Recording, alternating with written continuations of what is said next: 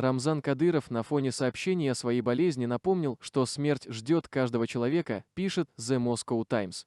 В своем телеграм-канале правитель Чечни опубликовал видео, на котором он проходит рядом со старинной башней. А закадровый голос от его лица зачитывает текст: «Все чаще слышу сплетни о моей болезни, мол, я умираю. Мне осталось немного».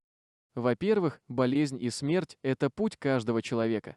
Никто из живущих не миновал этой дороги. Во-вторых, ни болезнь и ни угроза укорачивают жизнь. Ее длину определяет лишь тот, кто даровал дыхание. Если мне суждено прожить 50, 60 или 70 лет, я их проживу, как предписано, и никто не отнимет ни дня. При этом в сообщении подчеркивается, что те, кто говорят о болезни Кадырова, остаются сплетниками без мужества, прячущимися, словно мыши, за границей. Ранее «Новая газета». Европа писала, что 6 лет назад у него диагностировали некроз поджелудочной железы без надежды на излечение.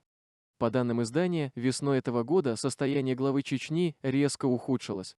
Из-за этого он перестал покидать республику и почти все время проводит в клинике Аймед в Грозном под надзором врачей, в том числе остается там на ночь. До этого Кадыров многократно опровергал слухи о своей болезни.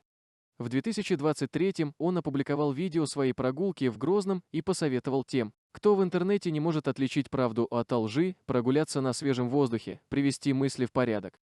В январе этого года председатель правительства Чечни Магомед Даудов показал кадры с Кадыровым после того, как он на 18 дней перестал появляться на публике. На видео Кадыров пил чай и сказал, что ему нужен иммунитет, чтобы победить, отпраздновать победу. В начале мая Кадыров сообщил, что собирается попросить президента РФ Владимира Путина освободить его от должности главы Чечни и надеяться на удовлетворение просьбы. Однако после встречи с Путиным в Кремле Кадыров написал, что не получил положительного ответа.